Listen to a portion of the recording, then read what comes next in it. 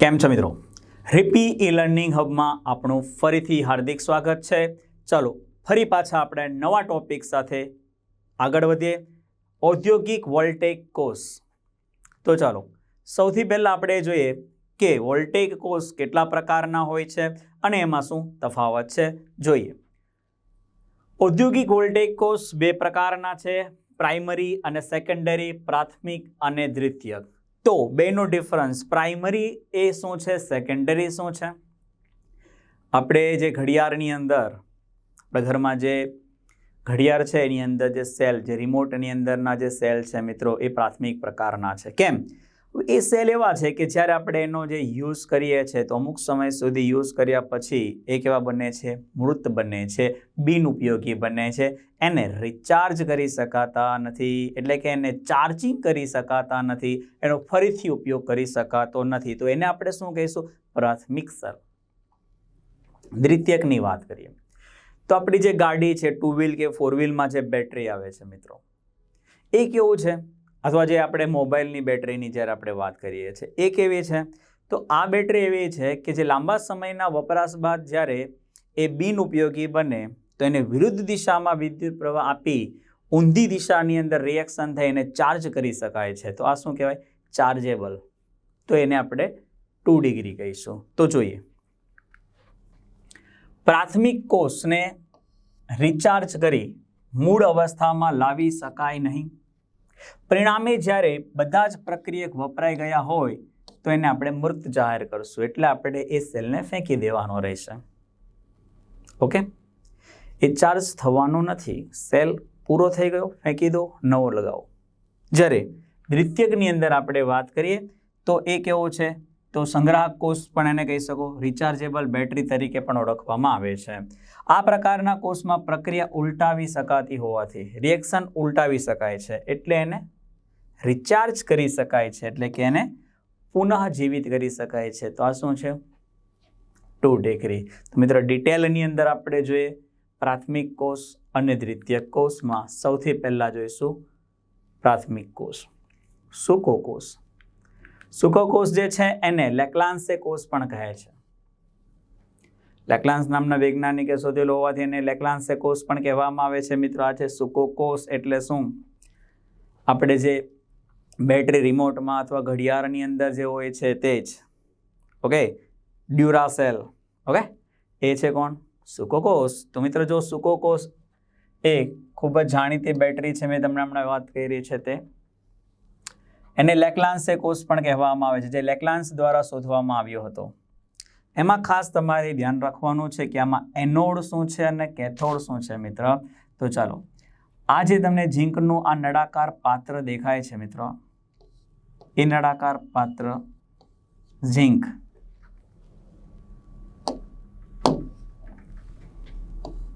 Zn, જે પોતે anode તરીકે વર્તશે. એનોડ તરીકે Zn નું પાત્ર, અને કેથોડ તરીકે શું છે? તો આ જે છે ને કાર્બનનો સળિયો છે, રાઈટ? તો એની આજુબાજુ શું ભરેલું છે એ તમારે ધ્યાનમાં રાખવાનું છે. તો એની આજુબાજુ ભરવામાં આવતું MON2, આ રીતે યાદ રાખશું આપણે, MnO2 અને કાર્બન MON2 + C.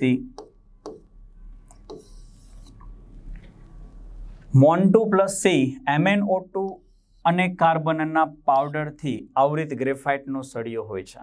એટલે ગ્રેફાઇટના સળિયાની આસપાસ MON2 એવું યાદ રાખો. MON2 એટલે શું? MnO2 + carbon. MnO2 + carbon. બાકીના ભાગને, બાકી વચ્ચેની જેટલી પણ જગ્યા છે ત્યાં NH4Cl અને ZnCl2ની લુગદી ભરવામાં આવે છે. NH4Cl અને ZnCl2ની લુગદી ભરવામાં આવે છે. ઓકે, બસ આ તમારા મેન MCQ થયા. ચલો ફરીથી એકવાર, જે પાત્રની આપણે વાત કરીએ છીએ, ઝીંકનું જે નળાકાર પાત્ર છે એ એનોડ તરીકે વર્તે છે મિત્રો. ઉપર જે છે કે જે આ કાર્બનનો સળિયો, તમે સેલને ડિસેક્શન કરશો એટલે એમાંથી એક સળિયો નીકળશે આ ટાઈપનો. એ અડેલો ન હોય નળાકાર પાત્રમાં, એટલે કે એનોડ અને કેથોડ જે છે એ બંને અલગ અલગ હોય છે. ચલો, તો એ જે સળિયો છે એની આજુબાજુ શું છે? તો યા હું રાખવાનું તમારે MON2 MnO2 + કાર્બન ન પાવડર. બાકીનો જે સેલ વધે છે એને કોનાથી ભરેલો છે? તો કે NH4Cl અને ZnCl2. NH4Cl અને ZnCl2 ની લુગદીથી ભરવામાં આવે છે. હવે જ્યારે આ જે કોષ છે એને પરિપથમાં જોઈન્ટ કરીશું તો એનોડ અને કેથોડ પર નીચે મુજબની એક રિએક્શન થશે. એટલે આની જે પ્રક્રિયા છે એ આપણે નીચે મુજબ લખીશું. હવે મિત્રો એનોડ તરીકેની વાત કરીએ છીએ. એનોડ તો એનોડ પર શું થાય? ઓક્સિડેશન. અને એનોડ તરીકે કોણ વર્તતું હતું? તો કે ઝીંકનું નળાકાર પાત્ર. તો સિમ્પલ છે, Zn નું શું કરવાનું છે? ઓક્સિડેશન. Zn થી Zn+2+2 ઇલેક્ટ્રોન માઇનસ, રાઈટ? તો આ રિએક્શન તમારી અહીંયા લખેલી છે, Zn થી Zn+2+2 ઇલેક્ટ્રોન માઇનસ. કેથોડ પર જોઈએ તો કેથોડ પર શું થાય? તો કે રિડક્શન થવાનું છે. તો કેથોડના રિડક્શન માટે આપણે અહીંયા ધ્યાનથી જોઈએ તો અહીંયા એનું ઓક્સિડેશન અવસ્થા છે +4. પેલું યાદ કરો, કેથોડ તરીકે કોણ હતું? તો કે કેથોડ તરીકે હતો વચ્ચે કોણ? તો ગ્રેફાઇટનો સળિયો. ની આજુબાજુ કોણ હતું? MnO2. એટલે MnO2 અને બાજુમાં હું ભરેલું હતું NH4Cl અને ZnCl2 ની ભીની લુગદી જે હતી એમાંથી NH4+ અહીંયા આપણે લઈ લેશું. એક ઇલેક્ટ્રોન જે છે એ મેળવશે, જેને કારણે એનું રૂપાંતર થશે અહીંયા Mn+4 માંથી એનું રિડક્શન થઈ Mn+3. ઓકે, અને NH4+ માંથી એમોનિયા ખતમ.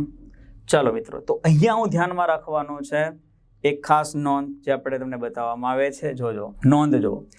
કેથોડ પ્રક્રિયામાં મેંગેનીઝની ઓક્સિડેશન અવસ્થા +4 માંથી +3 જે આપણે કીધું એ પ્રમાણે રિડક્શન પામે છે. અહીં અમોનિયા વાયુ, ખાસ નોંધ મિત્ર, મગજમાં રાખો, અહીં એમોનિયા એ વાયુ તરીકે છૂટો પડતો નથી, પરંતુ આ જે એમોનિયા છે એ કોની સાથે રિએક્શન કરશે? Zn+2 સાથે રિએક્શન કરી અને એક કોમ્પ્લેક્સ બનાવશે ZnNH3 4 times +2. અને જો પેલો Cl- એટલે એકચ્યુઅલી આખું કમ્પાઉન્ડ શું બનશે? ZnNH3 ZnNH3 4 times Cl2. આ એક કમ્પાઉન્ડ બનશે, કોમ્પ્લેક્સ. તો Zn+2 સાથે જોડાઈને આયન બનાવશે. બનાવી દીધો. બીજું પ્રોબ્લેમ એ છે કે આપણે એસિડિક NH4Cl પણ લીધેલો છે. હવે આપણે સેલ એકવાર સ્ટાર્ટ કરીને મૂકી દીધું, તેનો અર્થ શું થયો? એમાં એકવાર કેમિકલ રિએક્શન તો સ્ટાર્ટઅપ થઈ ગઈ છે. હવે ત્યાં જે NH4Cl જે છે એ ઝીંકના પાત્ર જે છે એથી ખવાઈ જાય છે. આથી આયુષ્ય ઘટે છે. સેલનું આયુષ્ય ઝડપી ઘટવાનું મેઇન કારણ છે એસિડિક NH4Cl એ ઝીંકના પાત્રને ખાઈ જાય છે, ખવાઈ જાય છે, જેને કારણે તમને અમુક સમય પછી તમે જોયો સેલ તો કેવો થાય છે, એમાંથી બરાબર પાણી જેવું નીકળી જાય છે, એ હેરી જાય છે ને આપણે કહીએ છીએ. એટલે એનું કારણ આ છે. ક્લિયર? બીજું, તમે બેટરીને ધ્યાનથી જોજો, એના પર પોટેન્શિયલ લખેલો હશે. પોટેન્શિયલ કેટલો છે? તો સૂકા કોષનો 1.5 વોલ્ટ. કેટલો પોટેન્શિયલ હોય છે મિત્રો? 1.5 વોલ્ટ હોય છે. ક્લિયર? ઓકે, ચાલો હવે બીજો પ્રાથમિક સેલ આપણે જોઈશું, મર્ક્યુરી સેલ, જે ક્યાં હોય છે? તો કે આ ઘડિયાળ જે છે એની અંદરનો જે સેલ છે એ કે કાંડા ઘડિયાળમાં જે આપણે જે બટન સેલની જે વાત કરીએ છીએ એ આ બટન સેલ એ મર્ક્યુરી સેલ છે. મર્ક્યુરી સેલ એ નવા પ્રકારનો સૂકો કોષ જ છે. હવે જોજો, એ નાના વિદ્યુત પરિપથની અંદર એનો ઉપયોગ થાય છે, જેવા કે એક શ્રવણ યંત્ર કે ઘડિયાળમાં, ઘડિયાળ અથવા શ્રવણ યંત્ર એમાં આનો ઉપયોગ કરવામાં આવે છે. આ ટાઈપની વસ્તુ તમે જુઓ. આમાં ઉપરની જે કેપ છે એનોડ કેપ અને એનોડ તરીકે વર્તે, નીચલો ભાગ જે છે કેથોડ તરીકે વર્તે અને વચ્ચે સેપરેટર મૂકેલું હોય છે ગાસ્કેટ, કે જેથી બંને એકબીજા સાથે જોઈન્ટ ન થાય. તો અહીંયા ધ્યાન આપો, મર્ક્યુરી કોષમાં એનોડ તરીકે કોણ છે અને કેથોડ તરીકે દીકરા કોણ છે? ચાલો એનોડ તરીકેની વાત કરીએ તો એનોડ તરીકે આવશે કોણ? ZnHg. ZnHg જે છે ઝિંક મર્ક્યુરી એમાલ્ગમ એનોડ તરીકે વર્તે છે અને કેથોડ તરીકે કોણ વર્તે છે? તો જે આ કેથોડ છે એના તરીકે વર્તે છે HgO. HgO જે છે એની લુગદી એ કેથોડ તરીકે વર્તે છે. બરાબર. હવે ધ્યાન રાખો, આમાં આપણે યાદ કેવી રીતે રાખશું? Anode, cathode. એનોડની અંદર આપણે કેથોડ એનોડની વાત કરીએ તો આમાં આપણે શું કહેવાનું છે? પાજી. એટલે પારો અહીંયા લખવાનો, ઝીંક અહીંયા લખવાનું, પાજી. આમ તો જીપા થાય પણ યાદ ન રહે એટલે આપણે ઊંધું લે, પાજી. એમાલ્ગમ. ચલો, સી અહીંયા છે, આ સી, તો સી લખી દો, પ્લસ અહીંયા આપણે લઈએ HGO, આની લુગદી. આ યાદ રાખવા માટેની ટ્રીક છે. એનોડ તરીકે પાજી, મતલબ ઊંધું લેવાનું, જીપા. કેથોડ તરીકે કેથોડનો સી, કાર્બનનો સી પ્લસ HGO, ઉપર HG નીચે HGO, એની લુગદી એ કેથોડ તરીકે. ચાલો, વધ્યું શું? તો કે ખાલી Zn છે, તો એમાંથી આપણે નીચે લેશું ZnO પ્લસ KOH, એની લુગદી વિદ્યુત વિભાજ્ય તરીકે. બસ આટલું તમારા માઇન્ડમાં હોવું જોઈએ. ફરીથી એનોડ તરીકે પાજી, ઊંધું પાજી, ઓકે, ઉલટા પાજી. કેથોડ તરીકે શું? તો કે કેથોડ તરીકે સી કેથોડ, સી કાર્બન, ઉપર HG નીચે HGO, અને Zn તો કે ZnO પ્લસ KOH જે છે એ લુગદી તરીકે વર્તે છે. બરાબર છે. ચલો, તો એમાં જો એનોડ તરીકે ઝિંક મર્ક્યુરી એમાલ્ગમ, કેથોડ તરીકે HGO ની લુગદી અને કાર્બન, વિદ્યુત વિભાજ્ય તરીકે KOH ZnO, KOH ZnO. ખતમ. હવે જે રિએક્શન છે મિત્રો એ ધ્યાનમાં રાખો. ચાલો, હવે આપણે એની એનોડ અને કેથોડ પરની પ્રક્રિયાઓ જોઈશું. તો મિત્રો આની યાદ કેવી રીતે રાખશું તમે? તો એનોડ પર શું થાય? હંમેશા ઓક્સિડેશન. એનોડ પર યાદ છે ને આપણે શું? પાજી. એટલે આપણે અહીંયા લેવાનું છે Zn, Hg તો આપણે એમાલ્ગમ છે એટલે એમને એમ રહેવા દઈશું. ઇન્ટરેસ્ટ Zn માં લો. Zn માંથી શું બનશે? તો કે Zn +2 ઇલેક્ટ્રોન માઇનસ. આ તો દરેકને આવડતું હોય છે. હવે એમાં યાદ કરો, આપણે ZnO બનાવેલો છે, તો Zn ની જગ્યાએ ZnO મૂકી શકાય? હા કે ના? બોલો હા. તો ZnO મુકાશે, રાઈટ. ચાલો, +2 ઇલેક્ટ્રોન.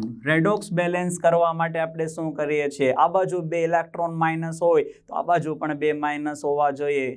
હા કે ના? તો કે હા. તો એનો અર્થ એવો થયો કે 2 OH માઇનસ તમારે ક્યાં મૂકવાના? તો કે 2 OH માઇનસ આપણે આ 2 ઇલેક્ટ્રોન આ બાજુ ઓલરેડી છે, તો અહીંયા આપણે મૂકીશું 2 OH માઇનસ. હાઇડ્રોજન કેટલા છે મિત્રો? અહીંયા 2, એટલે અહીંયા આવશે H2O.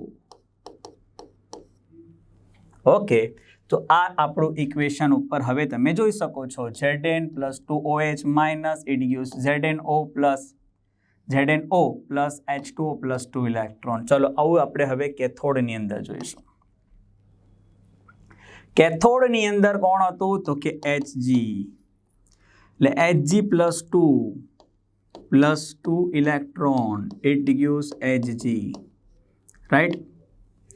Hg +2 electron, it gives Hg. Same વસ્તુ જે છે આની જગ્યાએ આપણે શું મૂકીશું? HgO +2 electron minus, it gives Hg. Same 2 electron છે એટલે આ બાજુ 2 OH માઇનસ પ્લસ અહીંયા H2O. ક્લિયર? તો ચાલો જો, HgO H2O 2 electron, it gives Hg +2 OH minus. હવે નેટ રિએક્શન જોઈએ. 2 electron cancel, H2O cancel, 2OH minus cancel. તો વધ્યું શું? એ લખી દેવાનું. આ કોષ પ્રક્રિયા. મિત્રો, આ કોષના સંપૂર્ણ આયુષ્ય દરમિયાન સંપૂર્ણ પ્રક્રિયામાં કોઈ આયન ભાગ લેતો નથી. આમાં જો કોઈ પણ આયન ભાગ લેતો નથી, આથી એની સાંદ્રતામાં ફેરફાર ન થાય, એટલે એનો જે પોટેન્શિયલ છે લગભગ એ કેટલો? 1.35 વોલ્ટ જેટલો અચળ રહે છે. સૂકો કોષ 1.5, મર્ક્યુરી 1.35, આ અચળ રહે છે. ક્લિયર મિત્રો? ચલો આગળ. Thank you. આ હતા આપણા પ્રાથમિક સેલ. હવે આપણે દ્વિતીય કોષ ભણીશું જે રિચાર્જ કરી શકાય છે મિત્રો.